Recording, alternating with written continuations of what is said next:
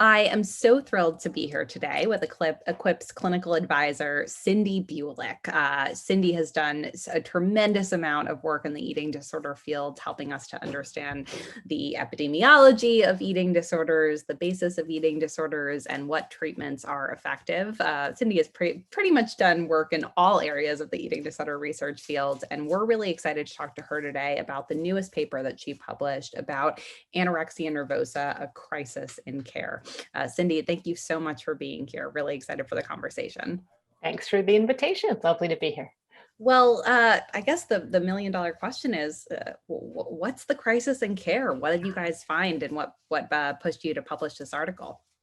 You know, it's one of those things where, we have both, Walt and I have written so many data-driven papers, and we're both pretty long in the tooth in this field. His teeth are a little longer than mine. I was one of Walt's postdocs, but we thought it was time to just sort of like get an opinion piece out there, because it was really disheartening to see how far the field hadn't come since each of us started in the field. And in fact, in some ways, we've backpedaled and gone backwards. And, the main thing was really, why can't we get treatment to the people who need it most? How are we abandoning both people with eating disorders and their family members? And why aren't we serving them in the way that we really all want to serve them? So that was sort of like the question. And now you want the answer, right? Now I want the answer. And I'm really curious to hear. I mean, it's horrifying to hear that not only has it really not improved, but in some ways gotten worse. Can you tell us a little bit about that? Right. And, I have this advantage too of like working on two continents, because, half my time I spend in Sweden. So I'm comparing the two countries all the time in terms of the services we provide. One of the things that we've seen in the States is that a lot of the academic medical center programs have either shrunken or closed. I know we started here in North Carolina in 2003, and we had, 10 beds and a partial program and an outpatient program.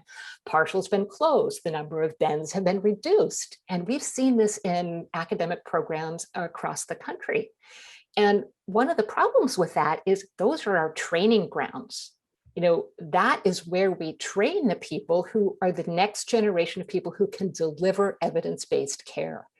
And with those programs are shrinking or disappearing, where's the next generation going to come from? So that was actually one of the things that we really emphasized in this paper. And why? Why has that happened? The market has changed. It's become a market. Eating disorders treatment has become a commodity, and we can't compete.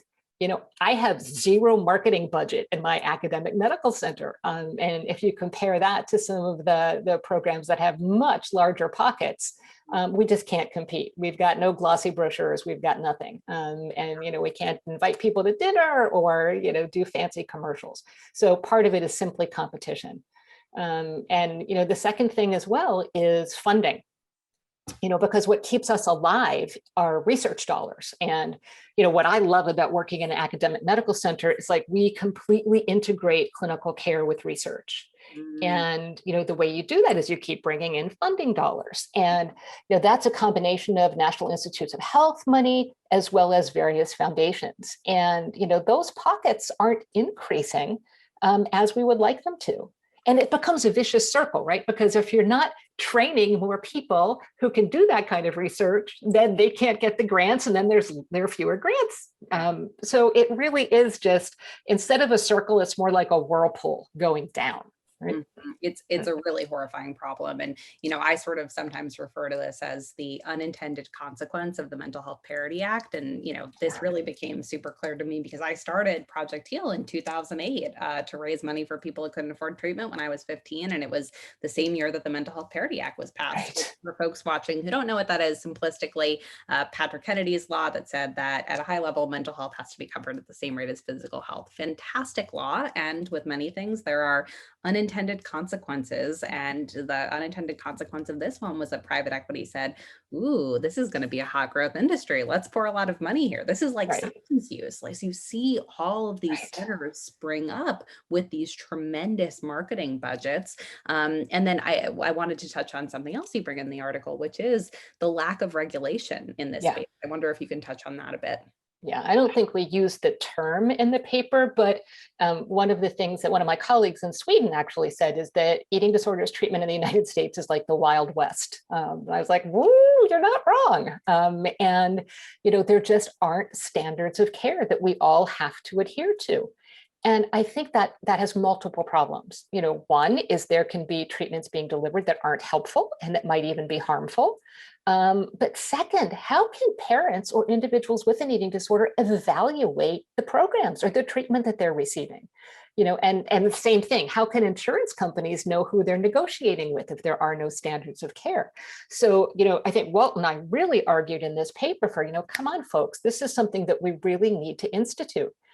And, again, I see this, and going back to Project HEAL for just a minute, I tell people, my colleagues in Sweden, that in the States, people who can't afford it sometimes need scholarships to get treatment for eating disorders. And, their heads explode because with universal health care, they just can't imagine that someone wouldn't be cared for.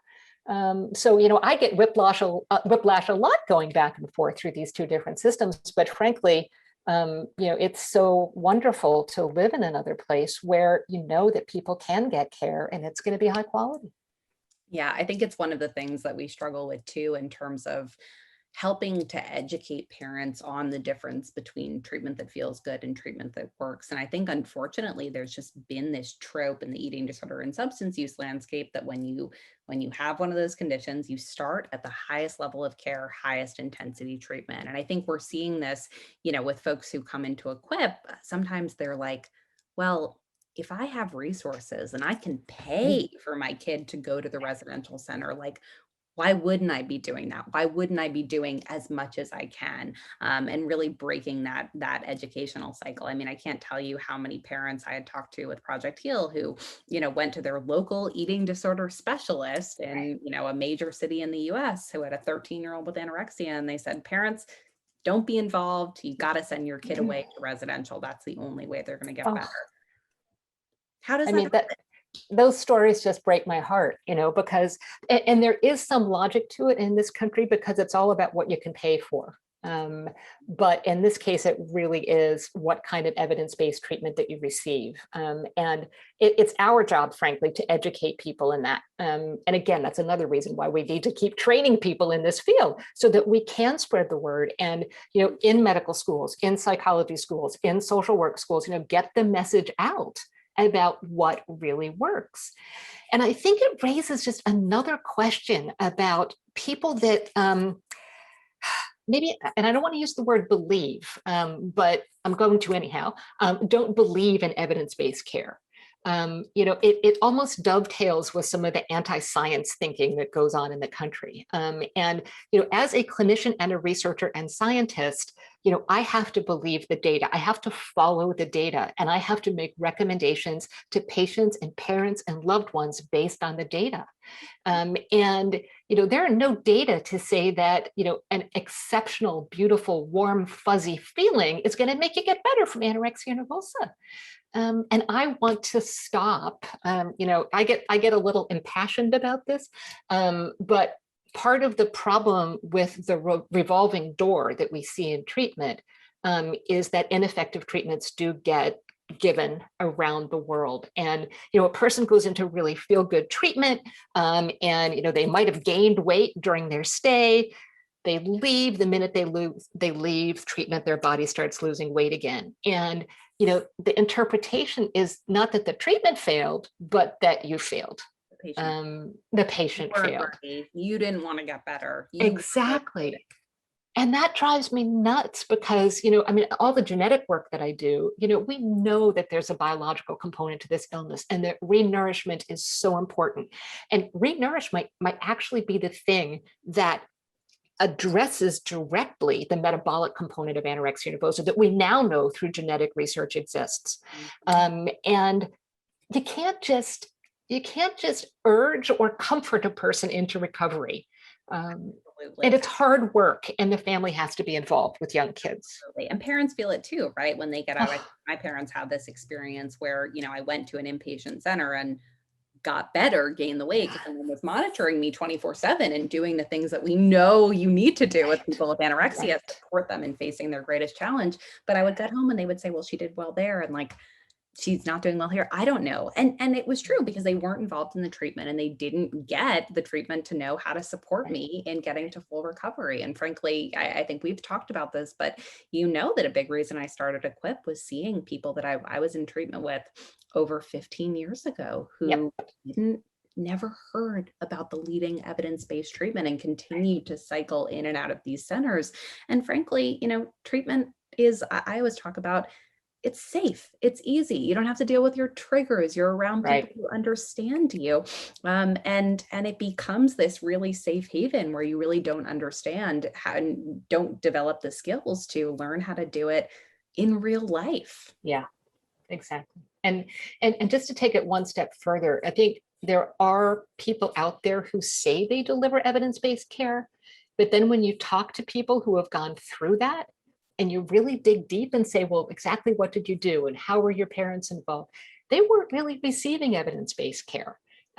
So I think we also have to teach parents how to ask the hard questions about, you know, how close do you stick to the protocol? And, you know, are you sort of going out there doing something that's eclectic that really there aren't any data on? And sometimes eclectic sounds good because people think, oh, they're taking the best of all these different approaches and putting them together in the package, but there's no evidence for the package, right? So, and end of preaching right there. Yeah. So where do we go from here? What are your recommendations? How does the field move forward? Yeah, so we absolutely need to get all stakeholders involved and committed to two things. One is developing standards of care, and two is to measuring and publishing outcome. You know, I think those are the critical things that we need to do in terms of our care delivery. And then we really need to argue hard to get those academic medical centers back up and running and training people. And that's our job. You know, we need to get some more funding and grant money so that we really can train the next generation of clinicians across the country.